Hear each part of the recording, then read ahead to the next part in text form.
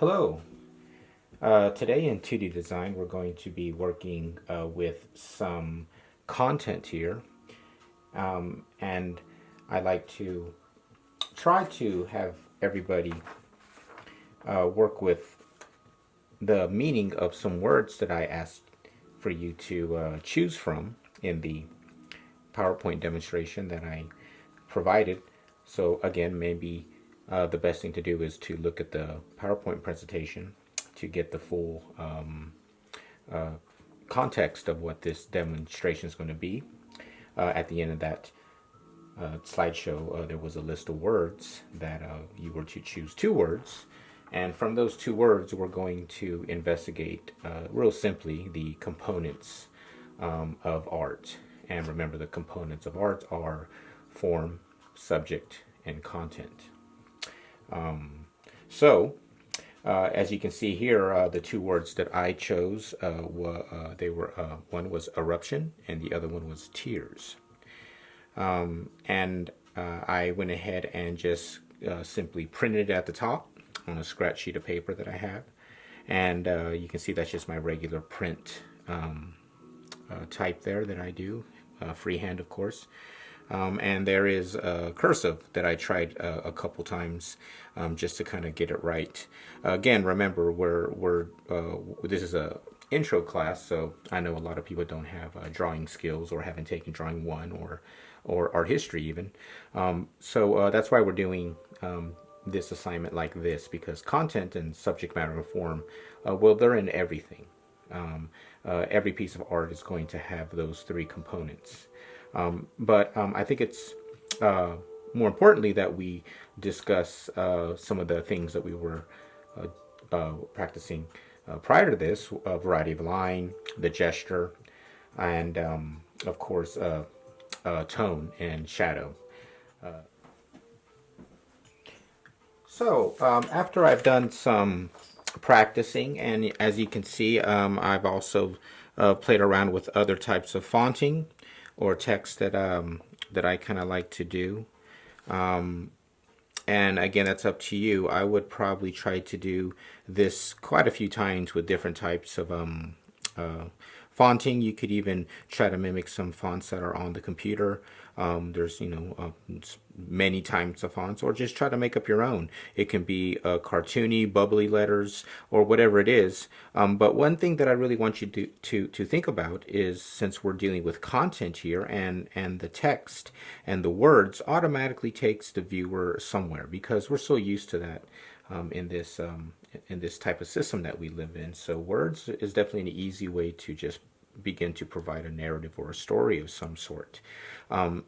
So that's why we're already dealing with content, doing this assignment with text and words, and that's why I want the combination of the two words that you're choosing to try to mean something.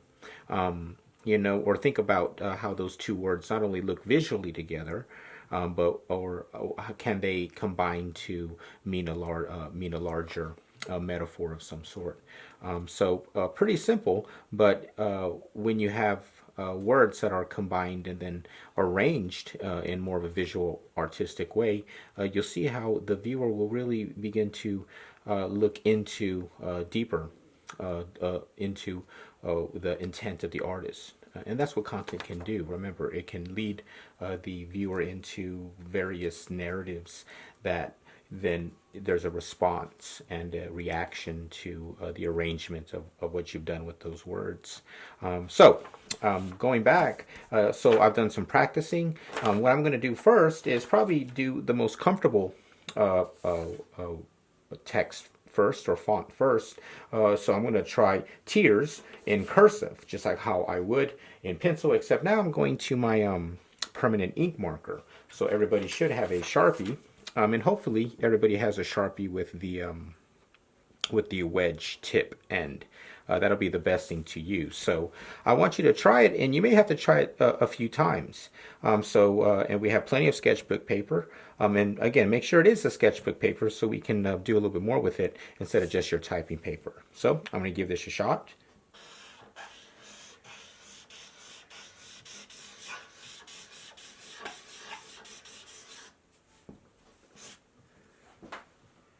Okay, there it is. Okay, I'm going to live with that, even though it's probably not as good or clean, I guess, as my pencil drawing, but that's okay. All right. But what I'm going to do again is, since I've done that right down the center, I'm going to try it again at the top and the bottom so I can actually utilize this whole page. So try it again exactly the same way. Remember, it's going to be permanent, so try not to mess up. And if you do mess up, well, keep going. Remember, we have to use what happened. That's the great thing about ink and working this way, is that you have to work through it.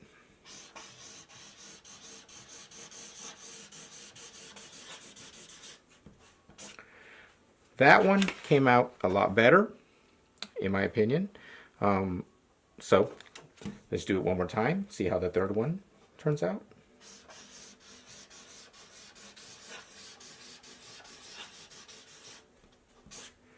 Okay, so I got 3 eruptions here. Okay, so that's going to be that. Okay, fonting. Okay, now I'm going to move on to my next word. Remember, so there's going to be 2 types of fonting for eruption and 2 types of fonting for tears. Okay, now I'm not going to do tears in the way that I've done the cursive here. I'm going to try something a little bit different. I'm going to try a little bit different fonting, and the way I've kind of always done my graffiti or my initials or my name since I was a kid. So let me see if I can try it with tears. It's kind of this Mayan block format. Okay, so let me try it again, or for the first time.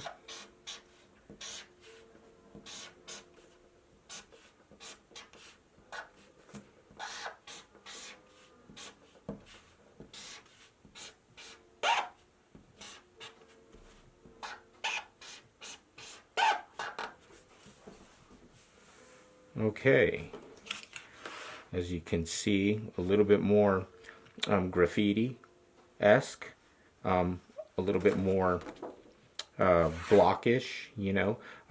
You can kind of stack these letters like bricks, and that's what I've done quite a bit in the past. Again, let me try to do it a few more times. Now that one went off a little bit uncentered, but don't worry about it. Try to make it as natural as possible.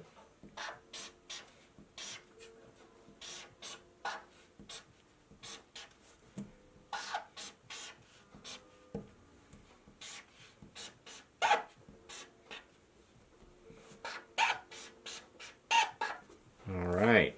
And my suggestion, or hopefully, is that when you are doing your own fonting for your 2 different words, that you're not crossing them. Keep them separate as much as you can. Okay, so third time, I got a lot more space here, so I'll have to make this one a little bit bigger. You can see how it's not completely equal.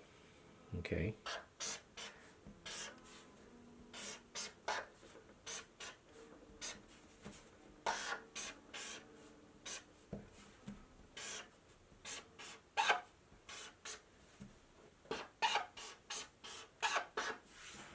All right. Now, I promise you that it's going to take some confidence to do something as simple as this, because we're doing it 3 times. We're trying to think of 3 different type of line variations or fonts, and obviously we're doing it in permanent ink. Okay, so understand that you might want to rip out 8 sheets of paper and have fun with it, do quite a few of them and then choose the best from the series that you've done. That's probably the best way of doing that. Okay. Okay, so now after you finished your 2 permanent marker fonts of your 2 different words, I'm going to move on to the bamboo sumi brush. So your larger coarse brush, again, always get that wet and sharpen that edge so it's nice and sharp. Also, I'll have my leftover from my last demonstration, my sumi ink. Okay, that will get nice and mixed when I add a little water and of course some water, and your flat brush. Okay, I'm going to go ahead and move one paper to the side and do my first step, which is soak the paper down, because we want to, again, play with some tones, just like we did with that last ink wash. Okay, so get that nice and soaked. And make sure you soak it enough. Remember, that drawing paper is a nice cotton rag, so it will soak up a lot.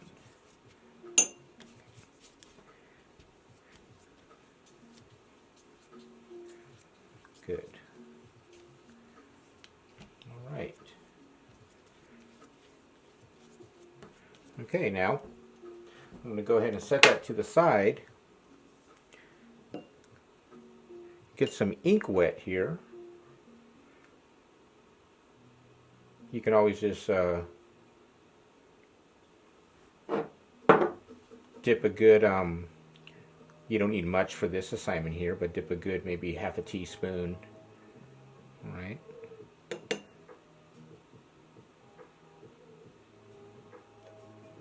Okay. Now we have to think about our mark or our words differently now, since we are using a brush. I think it's proper to practice this a few times before you actually do your final one, or again, work through a series of them, practice runs, maybe 4 to 6, and then choose the best 1 or 2 out of that one. I'm going to try the easier of the two words. So remember, I chose eruption and I chose tears. Okay, so I'm going to try the easier of the one first, and then see how that goes, and then move on to the other one. Okay. So here I go. And you see how I'm holding onto my sumi brush, not like a pencil, not like a paintbrush, down. Okay. And then I'm going to go and see how that bleeds. Okay. And again, I don't necessarily have to go cursive. I can do a print style or a cursive style, whatever feels good. Again, hopefully you'll do this a few times in all different types of movements. Okay, but I'm going to try just a print and see how that works.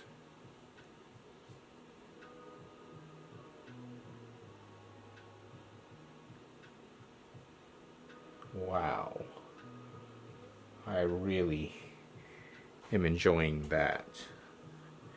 I'm going to try to zoom in here a little bit.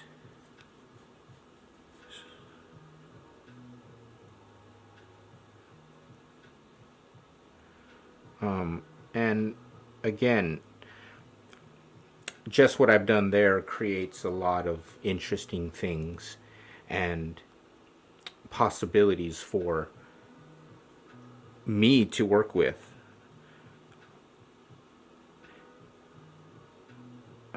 So don't forget to enjoy the process as you're moving along, to stop and look at it.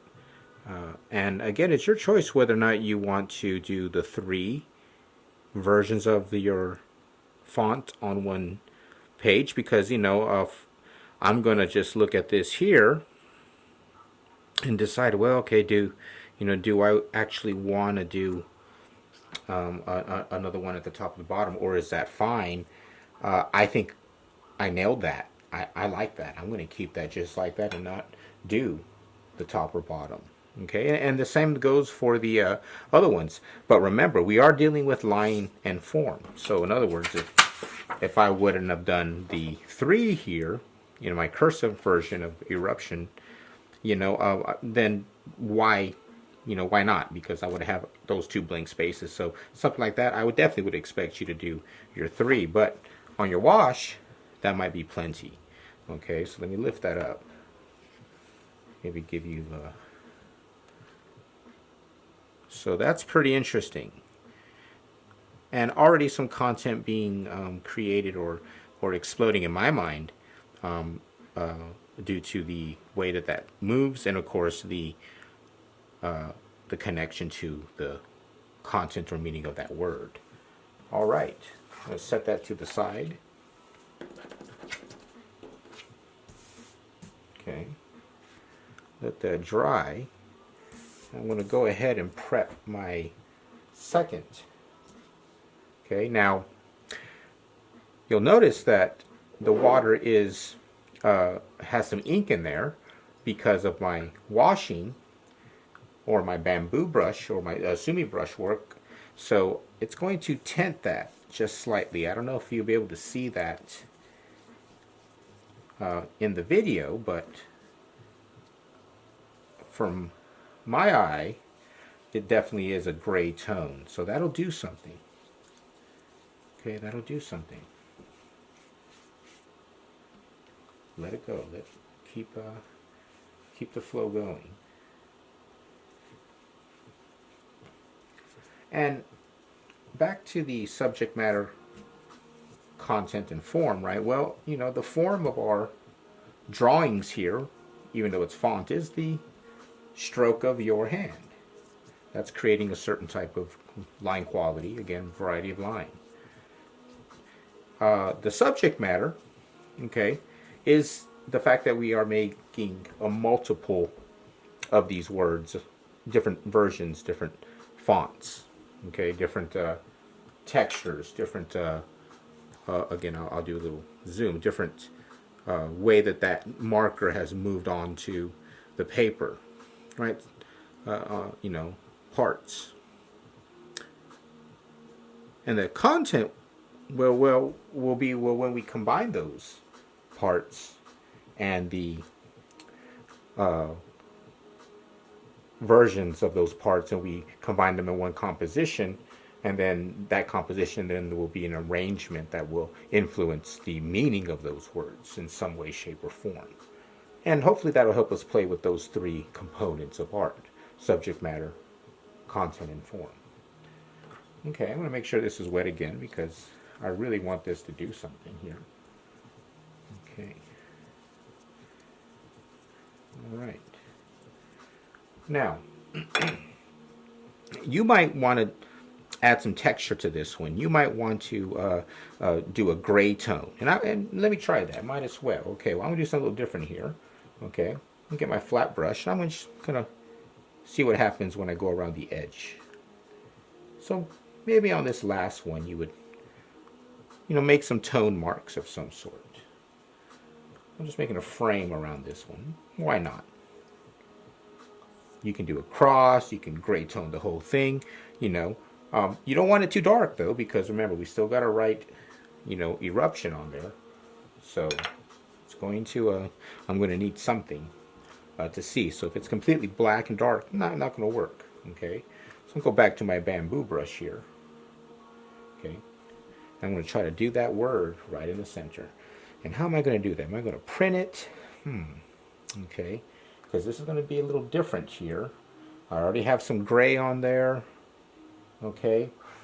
One thing you can always do is let it dry for a little bit, you know, maybe get a little bit less soaked, and that will change it. So, you know, again, hopefully you're doing this a few times, you know, and really have fun with it, okay? You know, I'm doing this one shot because, you know, of time constraints with the video and all. But you can definitely really spend a day doing this. You know, spend the morning, you know, a nice big jug of coffee, and, you know, see what happens. Okay, eruption. Let me see. Okay, I'm going to print it.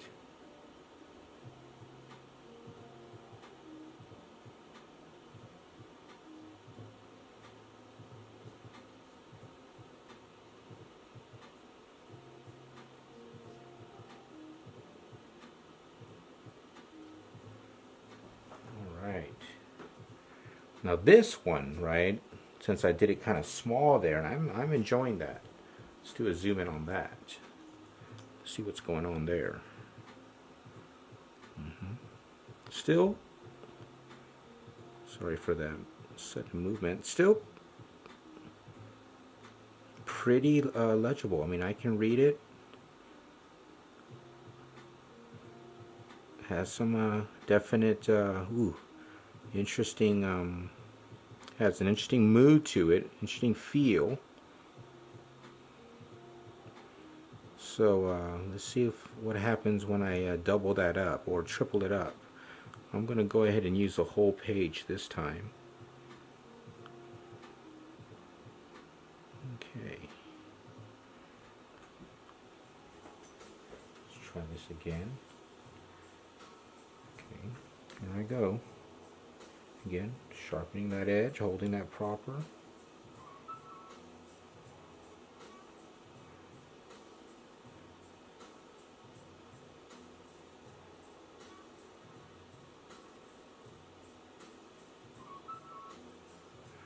All right. Okay.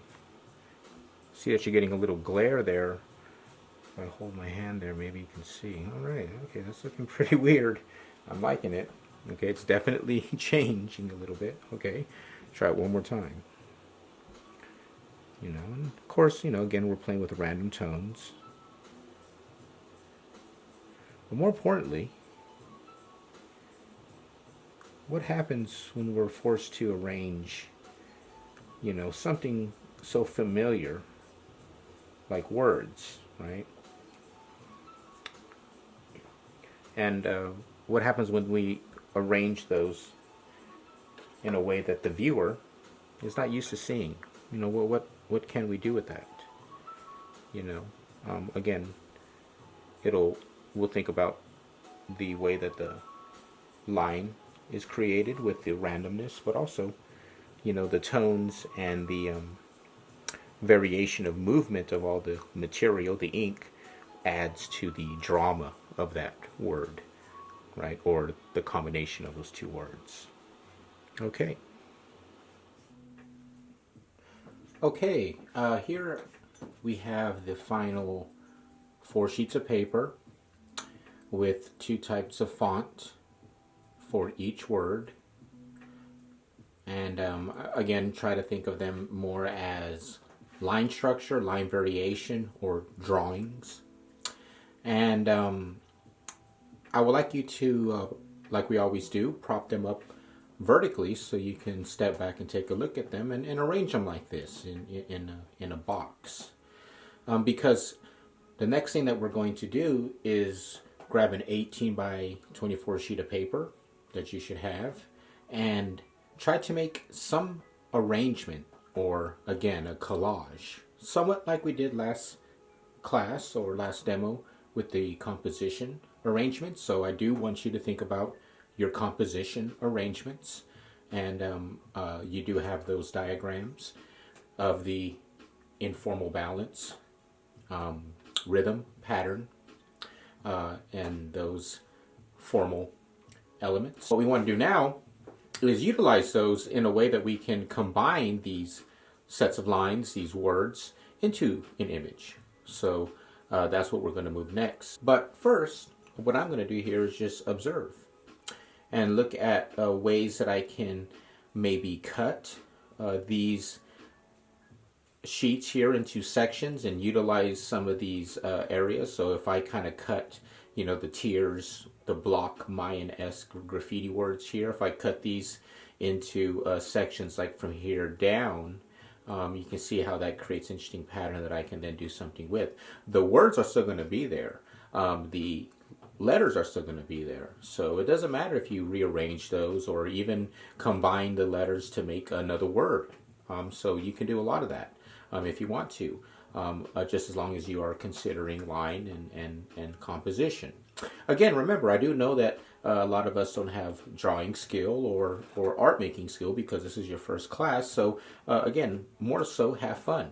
Okay, these are simple constructions, simple compositions, but again, just the act of doing that or doing these processes, something will happen, and it will be interesting. Again, we're not trying to make realism here, and we're not trying to learn specific aspects of drawing or painting, of course, or watercoloring. It's really just techniques that we can play with, that we make, marks that we make that can help us define and play with subject matter, content, and form. So, as you can see, now I've continued to, well, first I've brought out my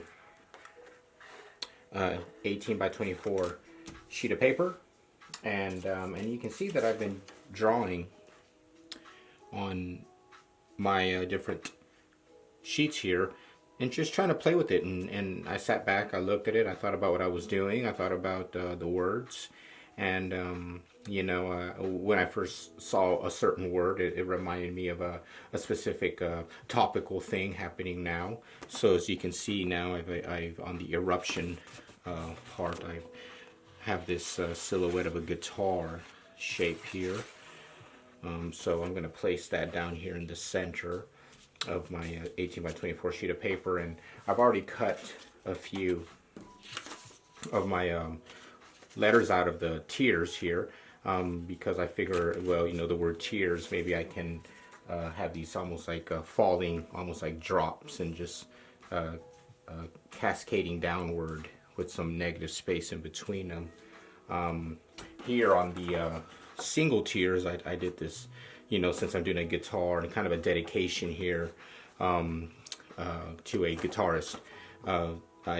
You know, I kind of did this logo kind of diamond shape, and you know, I was going to cross over the cool part of the T, so I did these kind of bubble forms, which, you know, kind of looks like a patch or something that you could see on a jean jacket or something, you know, the tears, you know, some punk band or something. So I figure, you know, I got like this musical theme happening here, you know, Eruption, which is you know, an Eddie Van Halen legendary solo song on their first album, you know, and I figured, well, here's Eruption again, you know, maybe I can make that, you know, cut these into some lines here and make a guitar neck, you know, the sweeping lines here almost look like guitar string, you know, and really just using my imagination. I think that's the key of this assignment is, you know, seeing what you can come up with the words and the forms. I did Eruption Tears, so Eddie Van Halen just died,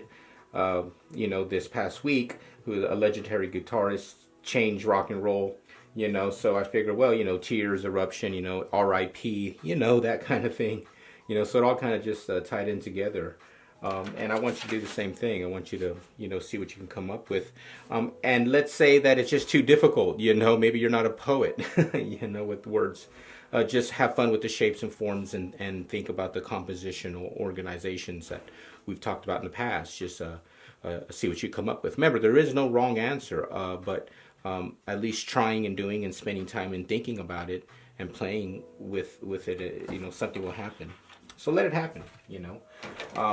So I'm going to continue cutting this shape out. Let me just go ahead and cut this shape. You see how I did a few lines, you know, just to get the edge. You know, I really, you know, I sketched it out. Take your time. I used a pencil so I could erase. So I'm going to go ahead and just cut out this shape here.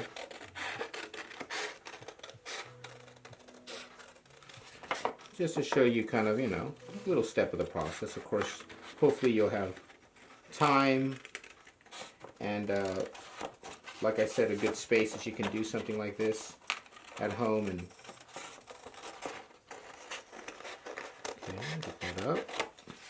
You can see how that's getting a little more graceful there with that edge. And I want you to think about the edge of the cut, you know, also. Even though we're doing simple lines, the edges are lines, you know, the negative space that I cut, you know, that'll be visible. You know, it's not a line that you've drawn, but it's a line that you cut and a line that the viewer does consider. So again, even though if these are very simple arrangements, we're really just playing with composition, subject, right?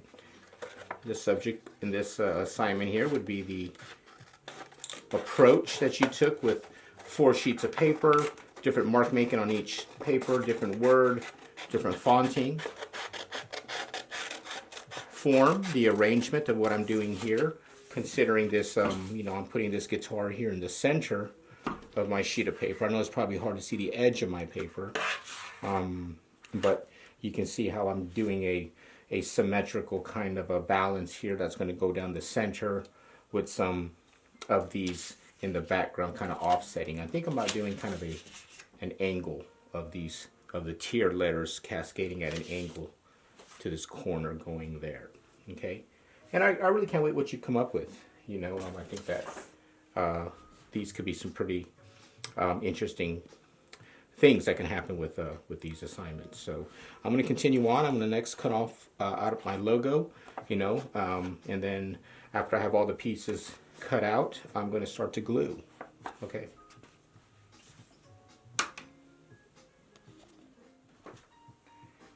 Okay, so I'm finished cutting out all my sections, and you can see that I tried my best to do a pretty clean job with the cutting. I want everybody to really take care while cutting those edges, and make sure you do them cleanly, and you do them like you would a drawing. Make sure that they're nice and edged, because that is a line. Even though we're just doing simple collages, that is a line. I turned this upside down here, this E, just to give it a little bit of mirroring, just a little bit of a different,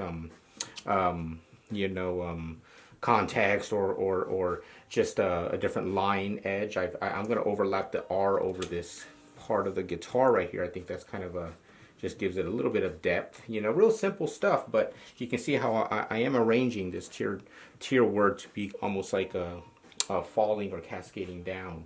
With the neck part of the guitar, or the eruption word I'm going to use for the neck of the guitar, I went and just looked at some guitars. I have a few, so I rounded off that edge so that kind of looks a little bit more like how a guitar would. Again, we're simplifying things down. You're going to do something different. You'll find something else again that matches up with your word.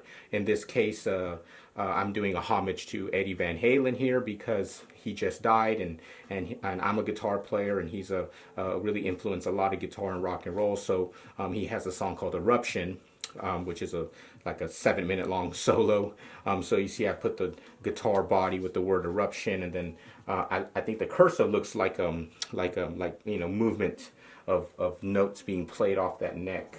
So and then him dying, this past week, I have the word tears, to almost like a homage or RIP. So those two words, that's what the content of those chosen words are for me. And it might not come across, but I think definitely you can see something that a viewer would get from the combination of my composition. Here's another word that I kind of cut, and I kind of edged around a little bit more with some movement. Again, I thought about that as a line, so I can overlap here to give it just a little bit more complexity. It doesn't matter if the words could be read. It's more important that that's what that word is. It's kind of a hidden code, in a sense. So I'm going to overlap this one again over here, just again to give it more movement. And I'm just placing right now, eventually, to glue everything down. The patch here, tears, which I really like. I thought this is just a nice simple shape, simple form. Again, a great idea that you could use later on, or for other types of work. I'm just going to overlap that to give it a little bit of overlapping right over that kind of neck there, And again, I'm going to post this all vertically in a bit, so you get to see how it looks vertically. Again, I'm just arranging here, and maybe this S overlapping just a bit on that corner of that patch, just again to give it a little bit more depth, But yeah, it's kind of fun. I can't wait to see what you guys come up with. Let me go ahead and glue everything down, and then we'll see how it looks vertically. Okay, so here is the final arrangement that I decided on and already have glued down. So again, I've tried my best to glue down all sides, so I have nothing overlapping or nothing erasing. I have a little bit here, but I can fix that. As you can see, I made a different decision here to overlap the cursive version of Eruption over the guitar, and I think that does give it some depth, it gives it some space, and it doesn't make the bottom of the guitar so heavy. It kind of the Eruption kind of gives it a little bit of elevation, and I really do enjoy how this the Eruption more rougher sumi brush technique here looks like wood grain, or even that fire wood pattern, or even a decal of some real rough kind of statement. But that looks really good. I mean, even the tone, I like and that does have some three-dimensionality. So it does have some bend to it, or some gloss. So I really like the way that turned out. The neck here, I like the way it turned out too. The cursifing and the overlapping, almost like notes being noodled, like a solo again. And my statement here of the words that I've combined, tears and eruption, is basically a homage to Eddie Van Halen, who just died. So, I'm making a statement here, a homage to a performer. I'm a guitar player, so, it means something personal to me. So, and that's content, finding something within the form, in the words, in the land, that expresses something. And through symbols and through shape, and tone and variety of line, how can you use those elements to create a statement? So I think this is a fun way to do that. I try to choose words off the list that or that you could find something easily, some imagery by combining those words. So hopefully something can happen. I really do enjoy the background as well. The blocking of the background, the way I've separated it, I think it creates kind of a cascading down, and that works with the metaphor of tears, the falling of it, but also kind of looks like a brick wall. It's kind of structural, and I like that too. It just adds. Here, my favorite part, I think, besides here, this turned out really well, but I do still like that patch, that looks almost like a neon sign, very kind of, rock bar, kind of a metaphor there. And, the triangle, if you ever look at any Van Halen's, logos, they have a lot of those kind of angular geometric forms. So, I think it just worked out, I really enjoy that. You can see also with compositionally how I've tried to arrange it. This is almost an informal balance composition where I have weight here and it's kind of falling in the back. But I've also kind of crisscrossed it where I have some weight here and then I put this eruption here, and I think that balances it, kind of asymmetrically, kind of an asymmetrical balance. So I'll go back to the other diagrams that we looked at last in the PowerPoints, and maybe you can, that'll help you if you don't know how to organize. You can just follow one of the diagrams and see what you can come up with. Again, I know that this is a new way of making art for a lot of people. So really what we're trying to do is, again, choose two words, okay? Two words that you can combine that can mean something to you, all right? And then do those words in the different texts or fonts and collage them in a way that to you symbolizes something with those words. And you could use abstraction also, okay? I use some symbolism here of the guitar. This is not realism, it's just symbolism, right, with that shape. But you can do more abstraction, or find something that's symbolic or a shape that means something in connection with those two words, again, to create content. Okay, what are you conveying with the words that you choose? I can't wait to see everybody's assignment. Let's zoom in just a bit. All right, so we can see a little bit of that separation. And again, I really do enjoy that combination of that cursifing and this guitar flaming wood grain here that works out really nice. I think that was a nice surprise, and again, if you follow processes like we're doing here, step by step, something will happen, okay? Something will appear.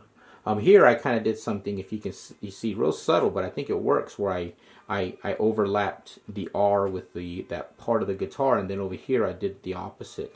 I think that just kind of adds a little bit of depth and dimension to it. So little subtle things like that, as easy as they are effective. Okay. Again, I really do like that logo here of the tears. Really cool kind of stamp. Again, like I said, I'm paying homage to Eddie Van Halen. That is the content of my piece. When you show yours, please explain what the two words mean to you, or what was the combination and what happened. What are you trying to convey, content, with those two words? Okay, Thank you.